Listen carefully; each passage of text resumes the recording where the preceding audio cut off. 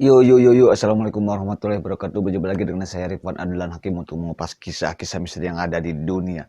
Hal-hal yang dunia tabu tak layak diperbincangkan, sekarang saya akan memperbincangannya. Kisah-kisah tersebut akan aku selengkap-lengkapnya guna menjadi pengetahuan bagi kita semua, dan inilah di channel Ridwan Adlan Hakim.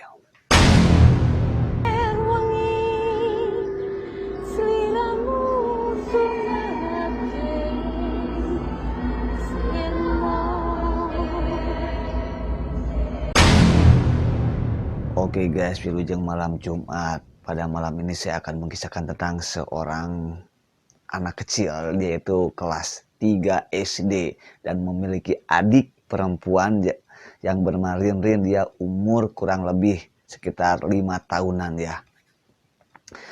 Anak SD itu bernama Ivan, laki-laki, dan adiknya perempuan Rin. Dia itu ditinggal pergi, maksudnya selalu tinggal pergi bekerja oleh kedua orang tuanya ke pabrik gitu. Tapi jadi maksudnya orang tuanya itu memiliki pabrik sendiri gitu, perusahaan sendiri. Tapi sebelum saya mengisahkan tentang kisahnya anak kecil itu gitu ya, tapi kenapa sih anak kecil itu bisa mengisahkan, karena dia itu emang cerita juga kepada mamahnya, mama aku ini sering gini gitu. Akhirnya ketika emang apa tuh ketika emang ternyata terbukti kebenarannya, dan dia juga mau mengisahkan kepada saya. Terima kasih ya Bu ya. Sebelum saya mengisahkan anak kecil itu, bagi teman-teman yang belum subscribe channel saya, silahkan kalian subscribe channel saya karena subscribe itu gratis. Yo, dan jangan lupa aktifkan lonceng notifikasinya biar kamu jadi orang yang pertama yang menonton video saya selanjutnya. Jangan lupa di like, di share ke teman-teman kamu biar teman-teman kamu juga tahu apa yang kamu tahu. Oke, thank you so much sebelumnya. Oke. Ayahnya Ivan itu memiliki perusahaan pabrik toge. Jadi untuk produksi toge ya. Jadi keluarganya itu membeli kacang gitu, kacang hijau, dan akhirnya dikelola lalu diproduksikan sehingga menjadi toge.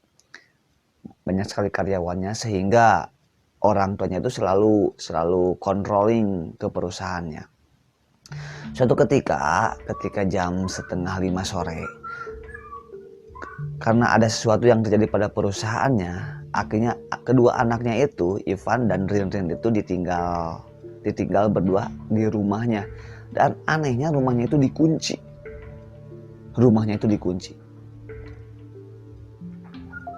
Oke, ternyata orang tuanya pergi. Ketika orang tuanya sudah pergi meninggalkan Ivan dan Rin, ternyata Rin itu, adiknya Ivan itu, muntah. Dia itu ingin ke air, diantar oleh kakaknya yaitu Ivan. Adiknya menangis karena Rin melihat sesuatu yang tak lazim di meja makan. Tetapi karena Rin mau ke air, akhirnya kata Ivan bilang seperti ini, ya udah jangan dilihat aja, adek Rin, jangan dilihat aja, jangan dilihat saja. Di sana Rin nangis, pokoknya pengen cepet-cepet, karena yang dilihat oleh Rin itu seperti ada kepala yang agak botak gitu di atas meja makan. Akhirnya selesai di kamar mandi langsung pergi keluar. Di sana nangis deh. Dari sana nangis gak henti-henti sampai orang tuanya datang ketika azan maghrib berkumandang. Lalu di sana itu ketika menjelang adzan maghrib, Rin itu terus-terusan menangis sehingga Ivan itu mengambil lap ke dapur. Ternyata di sana itu ada seorang yang pendek,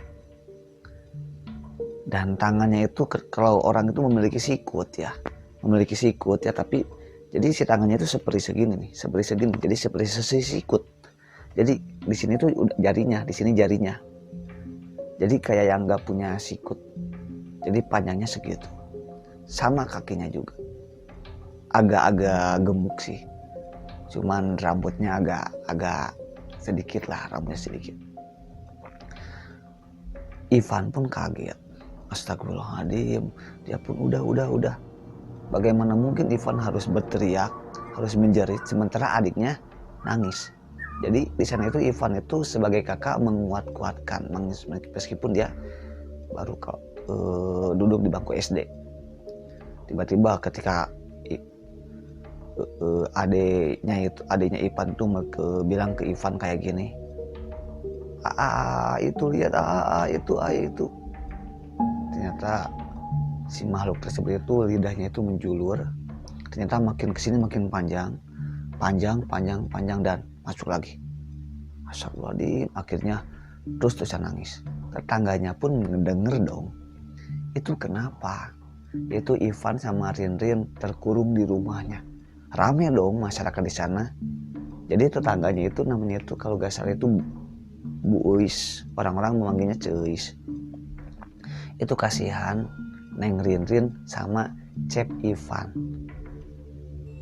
Kasihan itu terkurung. Buka pintunya, buka.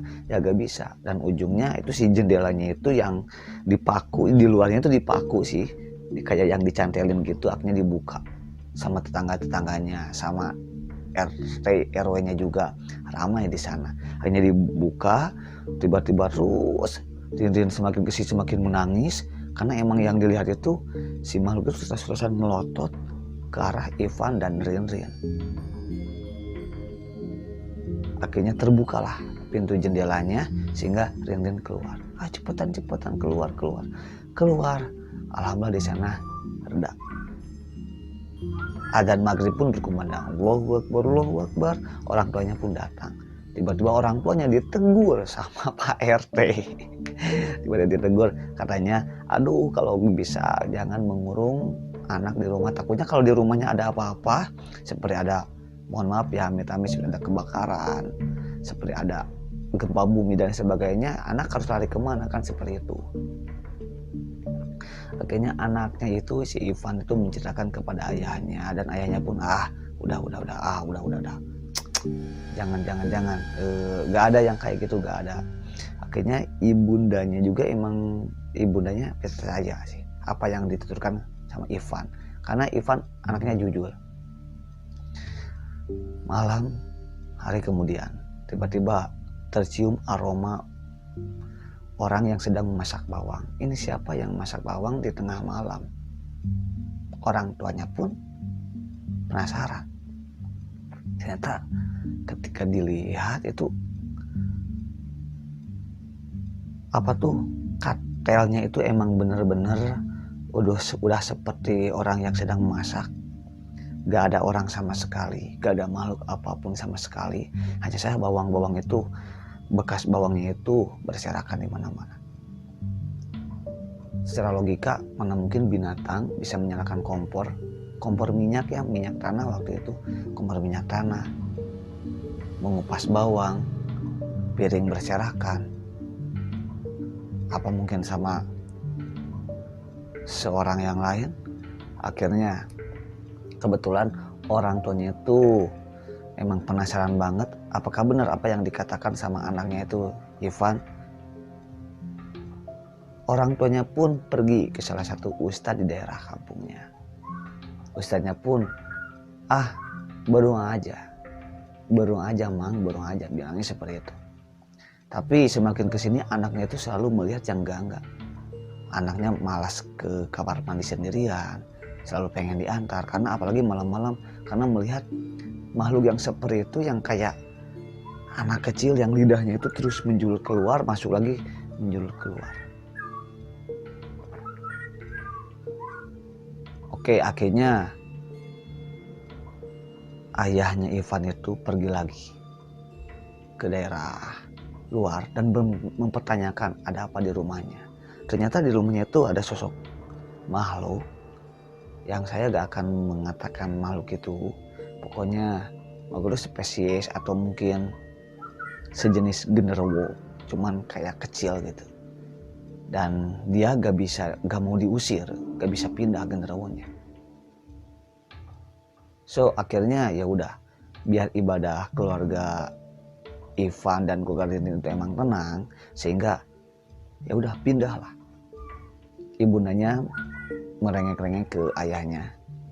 Jadi mamahnya itu, istrinya itu merengek ke suaminya itu untuk mencoba pindah aja dari rumah itu.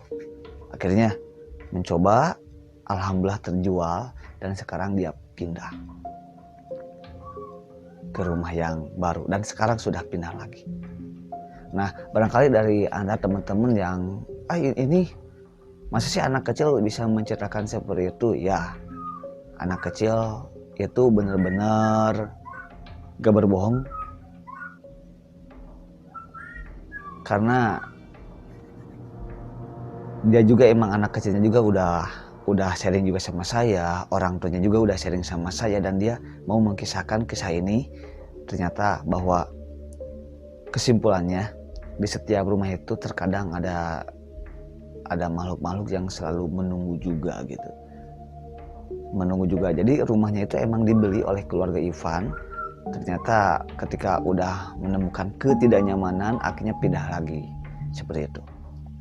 Kesimpulannya, setiap tempat yang kita tinggali itu terkadang ada makhluk-makhluk yang tak kasat mata yang selalu hadir di antara kita. Pokoknya selama kita tidak mengganggu mereka, insya Allah mereka juga gak akan mengganggu kita. Tetapi apa yang diceritakan oleh keluarga Ivan,